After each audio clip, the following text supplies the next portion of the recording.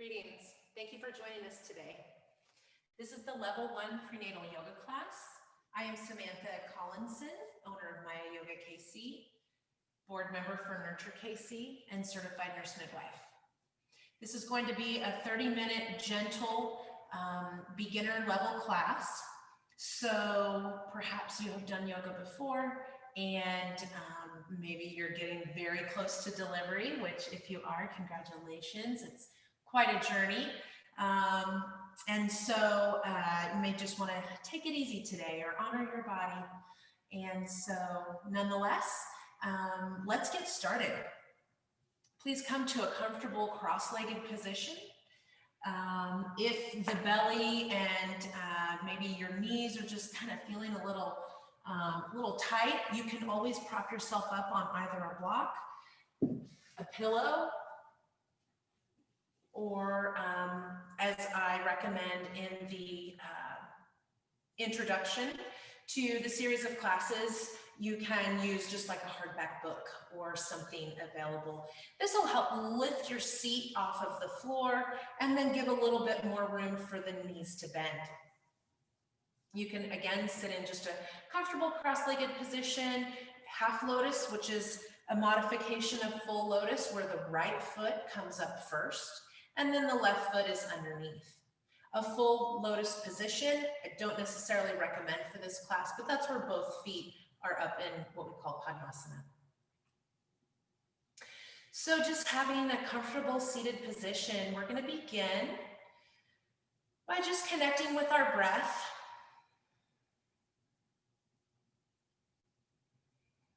And we're going to start with some pranayama work. Pranayama means breath work. Prana in Sanskrit actually means life force. And so in the Yoga Sutras, it is believed that our first breath that we take at birth is when our souls drop in and inhabit this physical body that we've been given or granted. The Buddhists say it takes 1 million incarnations to earn the gift of a human nervous system, which is a lot of lifetimes. So then we get to experience the world through our smell, our hearing, our sight, touch. And so by cleansing with our breath or our life force, we become better attuned to the environment around us. So close your eyes and we're just going to do some circular breathing. Bring your awareness to the lowest lobes of the lungs first. And as you begin a slow inhale with the mouth closed, in through the nose, filling up to the collarbones, and then exhaling in reverse order. Again, inhale,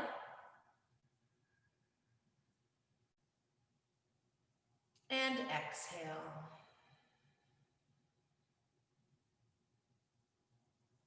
Inhale and exhale.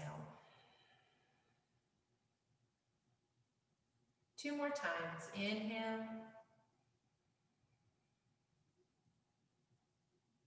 and exhale.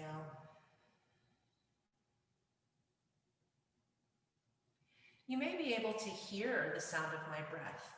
I'm practicing a very quiet Ujjayi breath sound that's spelled with a U, Ujjayi breath.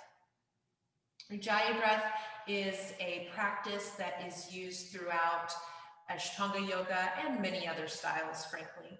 But it is a way of hollowing out the back of the throat, feeling the air swirling and warming the vocal cords on both the inhale and the exhale, quieting the mind with that sound. And when that happens, we also begin to build our own internal fire. So people talk about hot yoga a lot, and it's very warm in this studio, don't get me wrong, we keep it at about 78 to 80 degrees. But even further, we build our heat internally. Heat, which is called Agni, or fire in Sanskrit, lends to transformation. It is how you transform the cells in your body, in your brain, in your muscles. But it also transforms your mind in terms of ideas, belief systems, emotions, and the ability to digest food, scenery, information that you take in your surroundings. So let's practice that. Again, closing your eyes, and on the inhale, just go ahead and take a deep breath in. Don't worry about Ujjayi breath, but then open your mouth, place your hand in front of it, and go like you're fogging up a mirror. Then begin to close your mouth. It's easier on the exhale than it is on the inhale in the beginning, but work on just creating that loud sound in the back of the throat.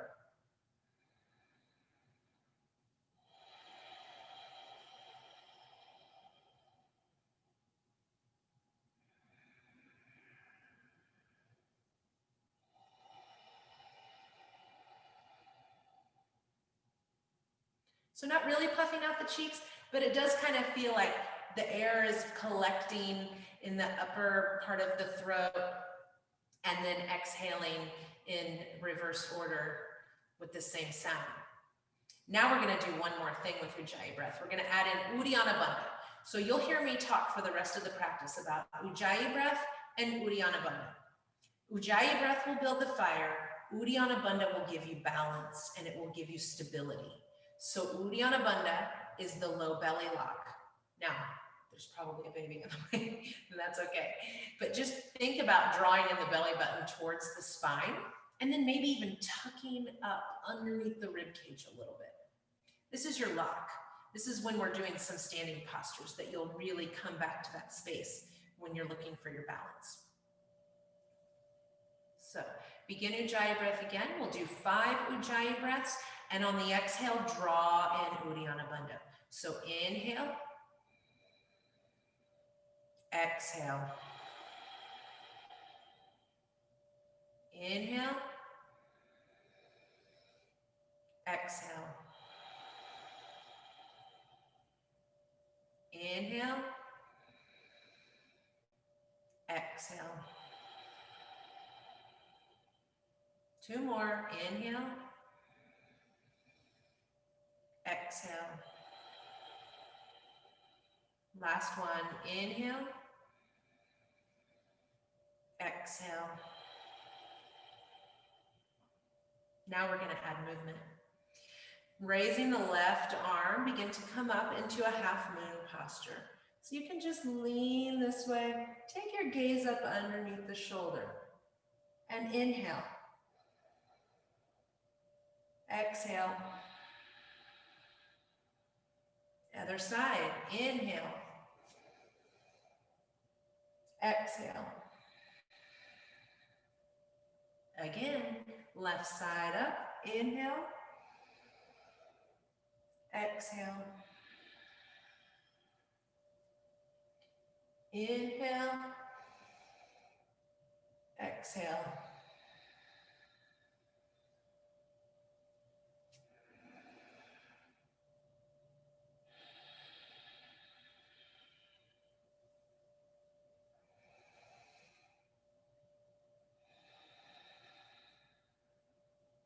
Inhale, we're on the left side.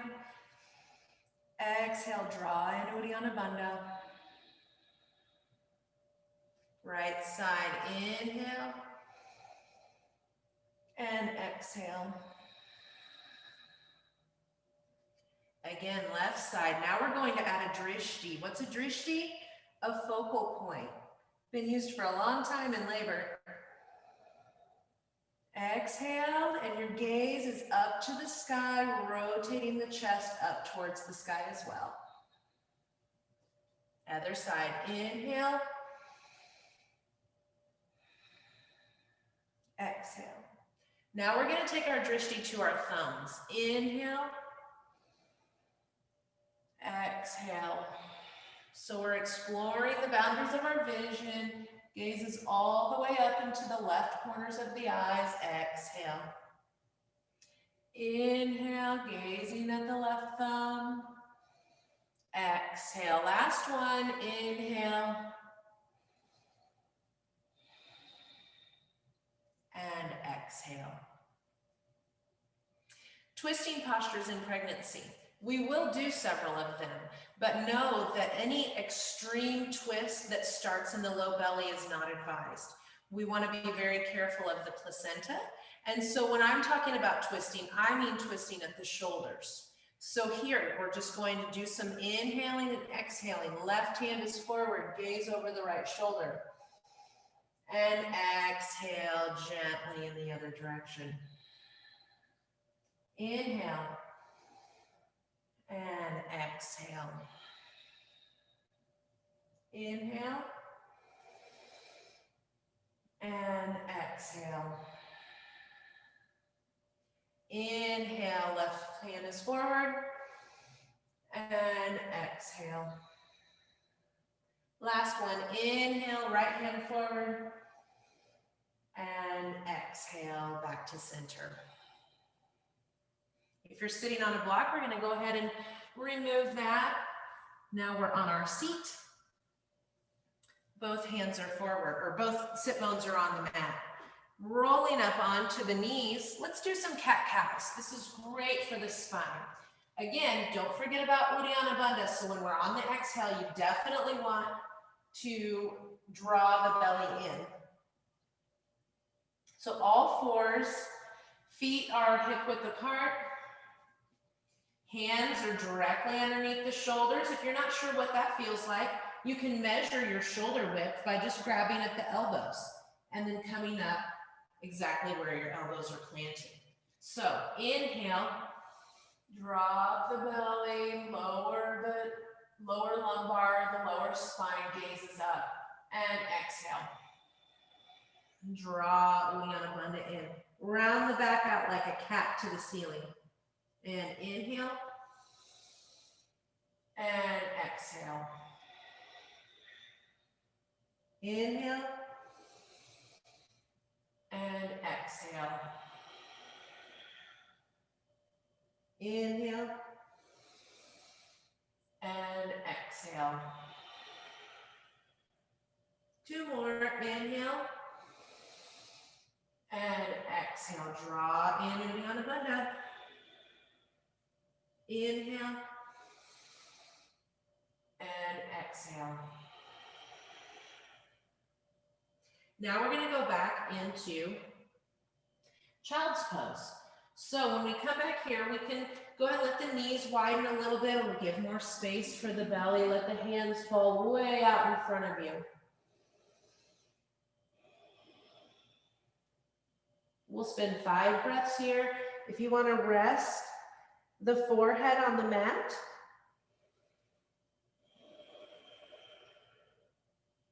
5 Ujjayi breaths. That's 2,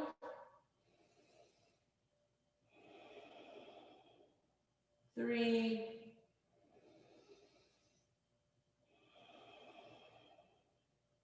4,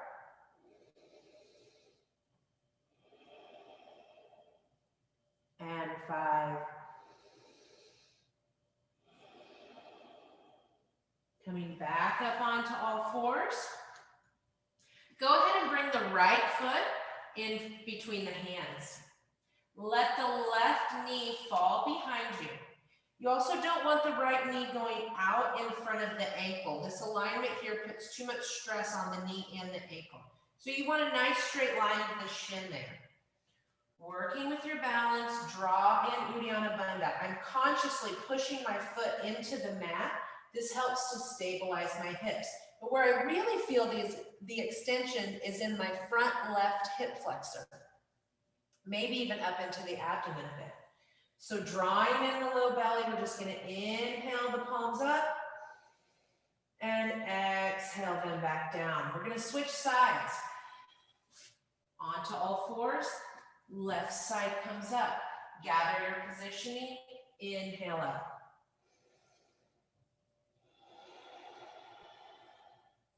And we're going to rotate back and forth, left side to right side, 5 times each. Here's 2.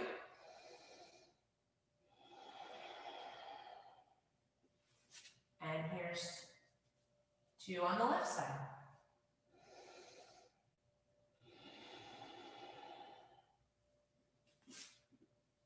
Right side,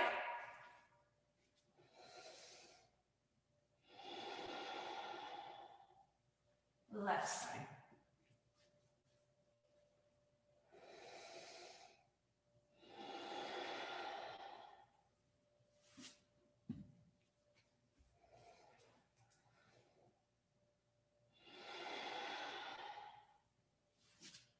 The left foot is forward.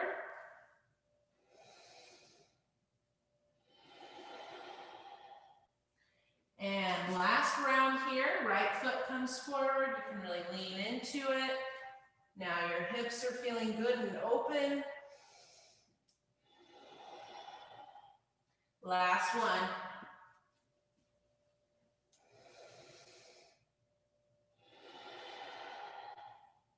Coming back onto all fours, we'll do a few more cat-cows, and then we're going to start making our way to standing.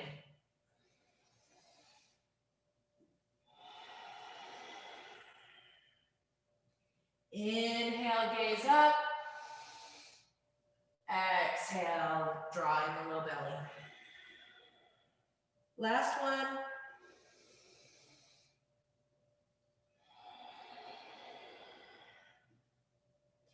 Now we're going to tuck our toes under, and we're going to push back into down dog. So raise the sit bones up towards the sky.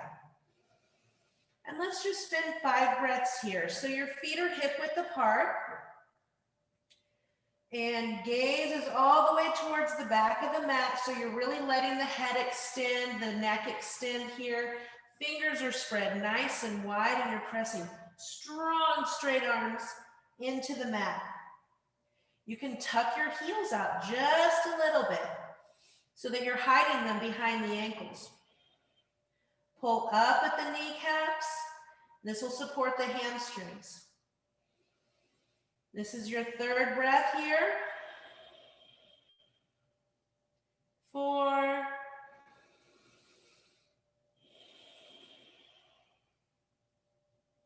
And 5.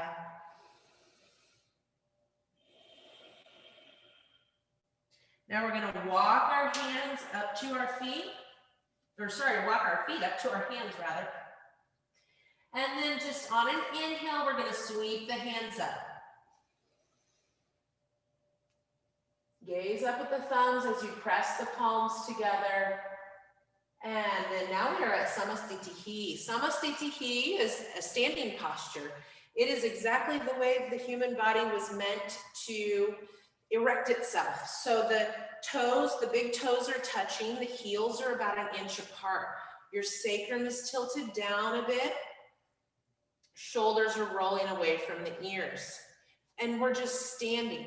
Think about all of the nerves that are in the bottom of the feet. This is really a magnificent intelligence of the human nervous system to be able to help us know and have our bearings in relationship to gravity and the spinning of the planet Earth and all of the things that we do, whether we're running, walking, sitting, standing on one foot, which we're going to try in a minute. So those types of things really require our feet to be firmly planted in this earth or on this floor.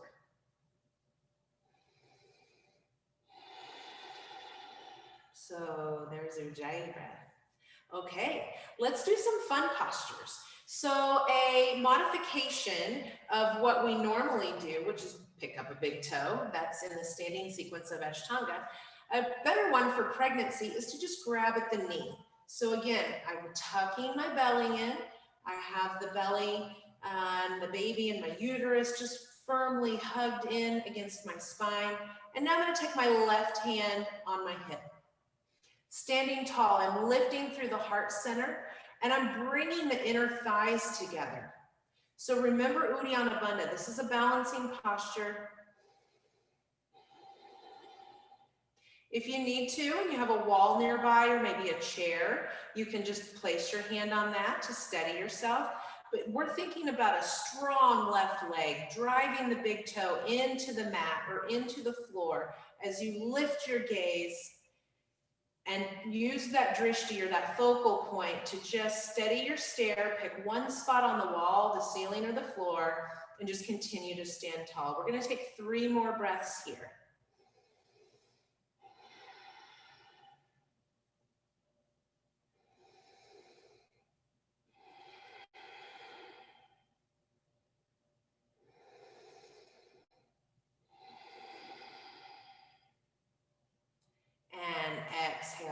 nice and slow. We're gonna come to the left side, so picking up at the knee, standing tall, hand on the hip.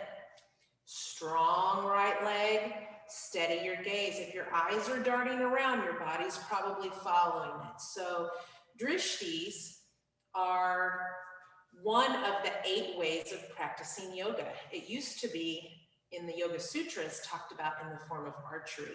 That pinpointed concentration by using your eyes to steady your stare calms the rest of the body, mind, and soul.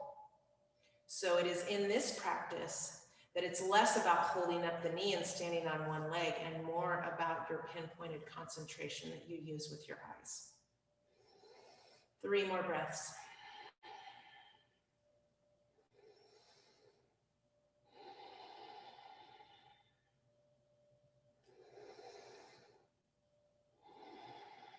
Lowering down.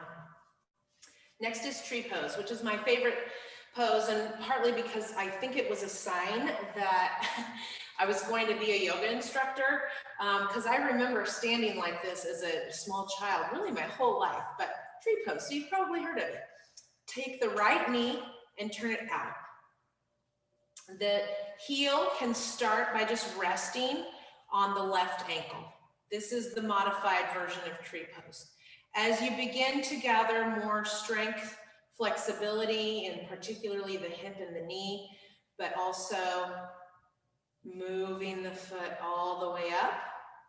Wherever you are, you can be down at the knee, down at the ankle, down at the calf muscle, but wherever you are, you want to consciously press the foot and the leg or the inner thigh back into one another. This is a mudra, and it also seals energy. It's for stability, and it seals all that prana that we're cultivating with our Ujjayi breath.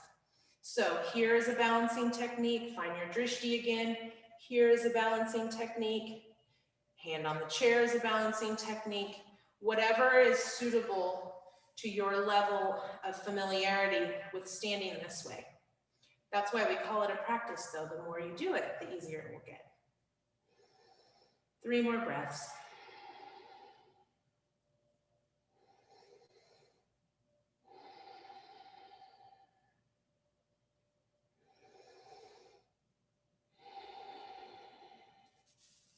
And lowering down, left side. Whichever modification you took on the right side, go ahead and take the same one on the left side.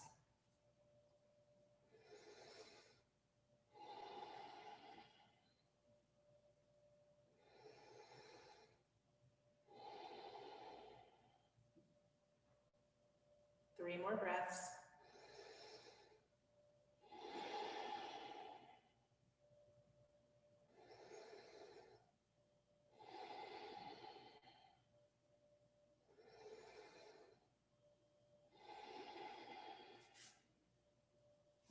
Lowering down.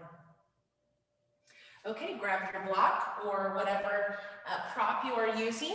If you don't have one, that's okay. I can show you modifications without it. But we're going to start with the right foot. The right foot steps towards the back of the mat. We're going to go into triangle pose. You've probably seen this a lot. Inhale, reach away from the heart center. Exhale, just balance on the block. You can have it in front of the foot. I practice with it out onto the outside of my foot so that my thumb and pinky finger are touching. If you're very flexible and you've done this before, you can work your way down lower and lower and lower to the floor. Once you get to your modification, take your gaze or your drishti up towards your left thumb. So my chest is rotating towards the sky, but I'm really feeling the opening right here.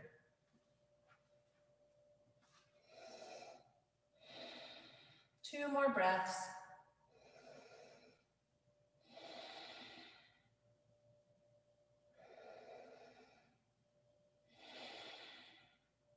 And now we're going to just drop down into a lunge. So let the back foot fall away, rest the elbow onto the knee, and then reach the arm over your head. Again, balance is a concern here, so if you do have a chair that you want to keep close to you so that you can hold on to it, that's absolutely okay. My knee is directly over my shin and my ankle. And I'm doing an extended angle pose. I'm opening the left side of my body from the outside of my ankle all the way up and under the pinky toe. 2 more breaths.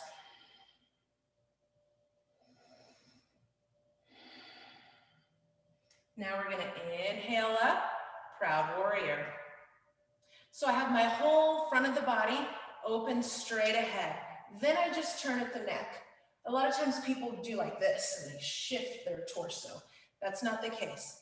Just turn at the neck, gaze out over the middle finger. And we're working on opening the front of the pelvis. So let the right knee rotate out. 2 more breaths here. This is a hard one.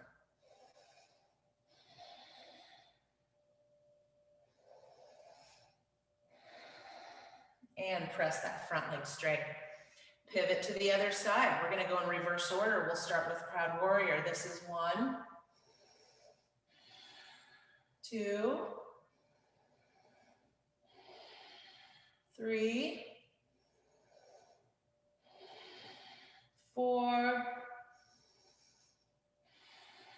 and 5. Dropping down, elbow on the knee, right arm over the head. 1, 2, 3, 4, and 5. Taking your block, straighten that front leg. Woo! I bet your thigh's burning. And then we're just gonna go into a triangle pose. So my left toes are facing the mat and probably facing the front. It's okay if you got turned around.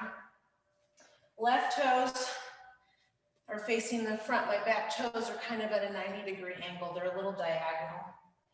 And then resting on my block, palming the floor, right arm reaches to the sky. Pull your shoulder blades behind yourself. They're reaching for one another. 3 more breaths here.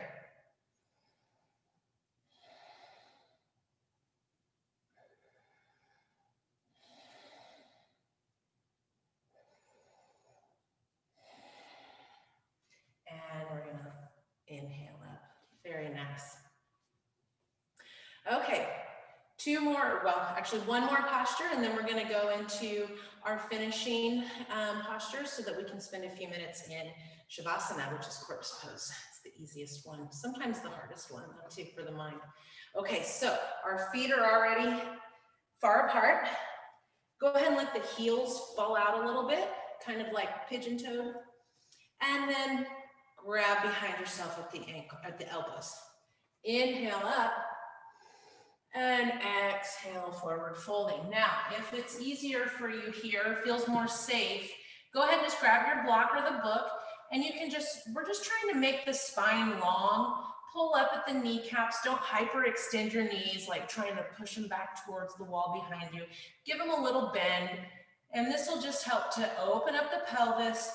Let the spine reach away from the hips. So with your inhales, you're thinking about elongating through the crown of the head. Or if you are able to balance and hold behind the ankles, now you're starting to open your shoulders a little bit. So you can just lean forward to however far is comfortable for you.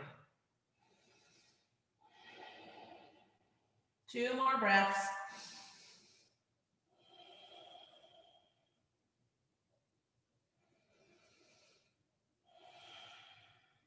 Inhaling up nice and slow whenever we're bent over like that, like in down dog or any other posture, particularly in pregnancy. If you're seeing the little stars, just stand here and gather your breath.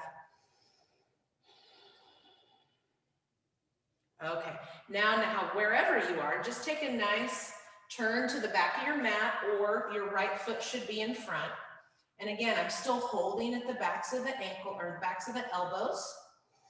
And then just take a bow over that front right thigh. Your gaze is at your big toe for 1, 2, 3, 4, and 5. Inhale up. Pivot to the other side. So now the left foot is in front. Exhale out. 1, bring the right hip forward, roll the inner thighs towards each other. 2, 3, 4, and 5. Inhaling up, exhale back to center. We're going to push off the back foot, step to the front of your mat. This is Samasthiti. We're going to start to make our way back onto the floor. But first we're going to do chair pose. So inhale, palms come up. And exhale, just sitting down in your seat. So my knees, toes, both touching and pressing into one another. My palms are pressing into one another. And I'm trying to sit back as if there's a chair right there. I'm about ready to touch it. Gaze up at your thumbs.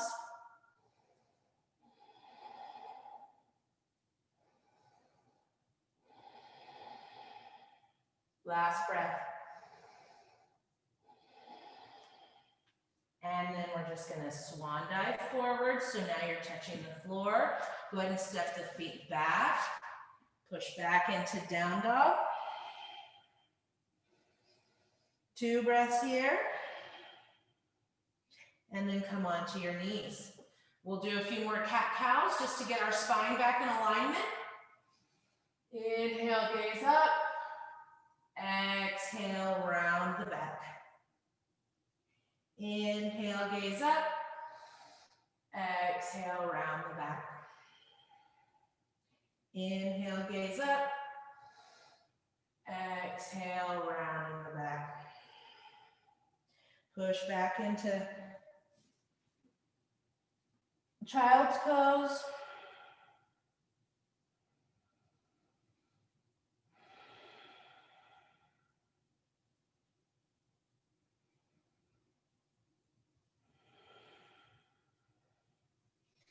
And then just coming through to a seated posture. We're going to do Baddha Konasana. So this is where we started.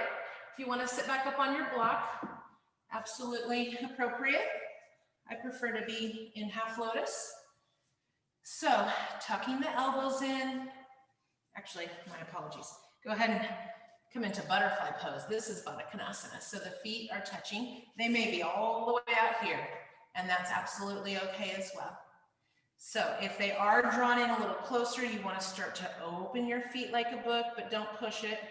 So just, I'm using my thumbs to to open my feet as if they were a book, taking the big toenails towards the mat. I keep my elbows tucked in.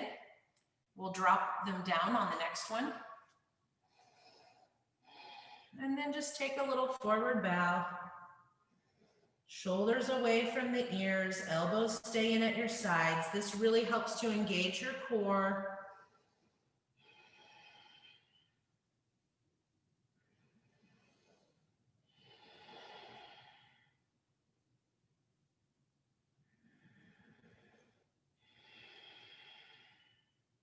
And inhaling up. Now we're going to round the back, drop the elbows down to the thighs so you can hold your knees down. And just try like you're taking the crown of your head to your feet.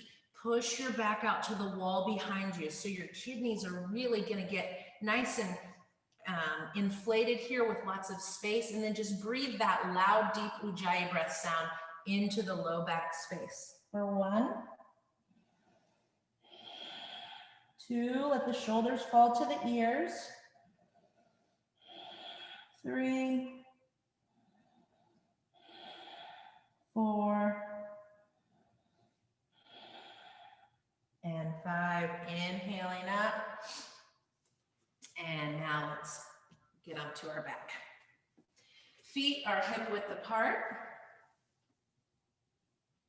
Try and let the low back almost concave a little bit so that you can feel the low spine on the mat or on the floor. If you're greater than about 27 to 30 weeks of pregnancy, you might want to take your towel or some pillow or something and just tuck it underneath the right hip. So this will kind of displace the baby a little bit so it'll fall to the left. And that will allow for that blood flow that needs to occur behind the uterus to remain. If you're in, you know, in the early second trimester or mid-second trimester, it's probably okay. The baby and your uterus don't weigh enough yet, although it may feel like it. I can relate to that. It's been a while, but I remember. In any case, just kind of laying flat on your back. We're just going to do happy baby. This is really great for your pelvis and just a nice hip opener. So if you want to bring the knees back, you can either hold behind the knees. If you can reach your feet, this is the full expression. But you're just letting the knees fall towards the floor on each side of your body. And then just rocking back and forth on the hips.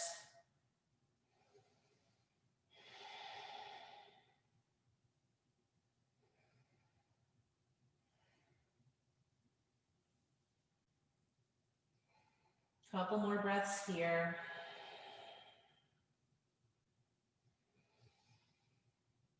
And then we'll just do a nice inverted posture. So if you have practiced yoga before and you know what shoulder standing is, this is the original modification for shoulder standing. Actually feels really great if your legs are up against a wall. But if you can just hold them in the air, you're kind of flexing your feet back, not too much, but just enough. This is just a great reverse energy, taking all that pressure off of the veins and the arteries and the lower extremity, and letting that blood flow just kind of naturally and effortlessly return back up towards the heart and lungs. Good for fluid retention, etc. And then the next posture up from there, depending on where you are gestation-wise, you could make it a little more advanced with a block or a book underneath your hips. This will again even further make it an inversion posture. Probably don't want to go all the way up into shoulder standing. And just take a couple more breaths here.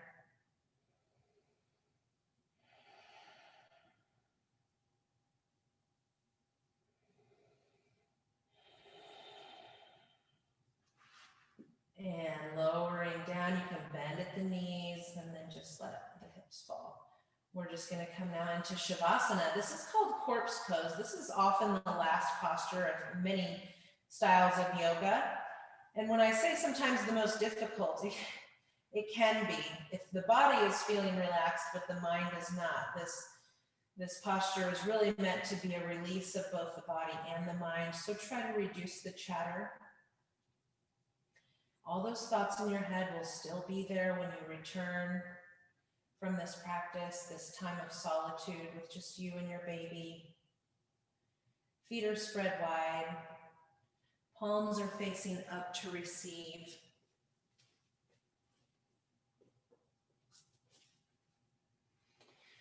And just take in a nice deep breath and let out a sigh. Releasing Ujjayi breath, releasing the bandhas. Another one, deep breath in.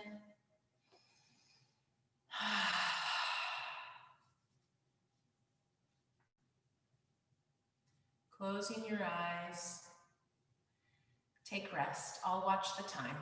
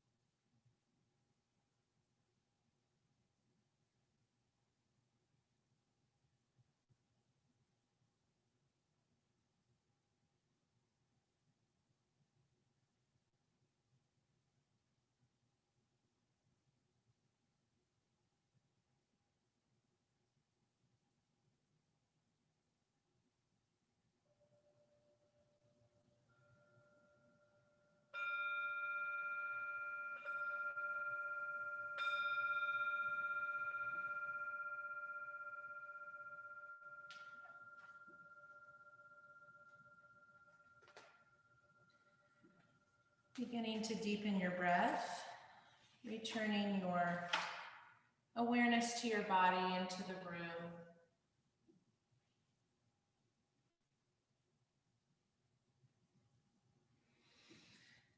And taking a nice stretch overhead, wiggling the fingers and toes, and come onto your right side into what's known as the fetal position. Resting your hands on your head, on your forearms, just bending at the knees a little bit.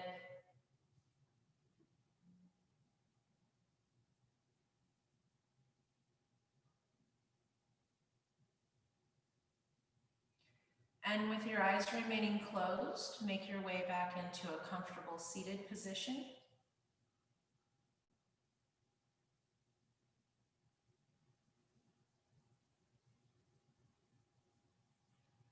I would like to read to you it's not a quote because Sanskrit was one of the original, in fact, believed to be the first language of sorts, but it really was more chants, sounds, mantras, and an entire concept or emotion or story could be told in just one or two sutras, sentences.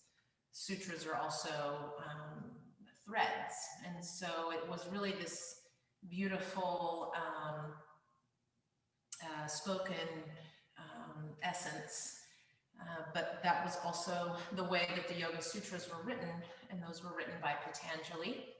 And so this is an interpretation of one of the Yoga Sutras written by Patanjali, and you'll hear Sanskrit in some of the other classes. We will do some chanting in Sanskrit, and so you'll get to understand what that sounds like. When you are inspired by some great purpose, some extraordinary project, all your thoughts break their bounds. Your mind transcends limitations. Your consciousness expands in every direction, and you find yourself in a new, great, and wonderful world. Dormant forces, faculties, and talents become alive. You discover yourself to be a greater person by far than you had ever dreamed yourself to be. Thank you for joining me. Thank you for allowing me to guide you through your yoga practice. Namaste.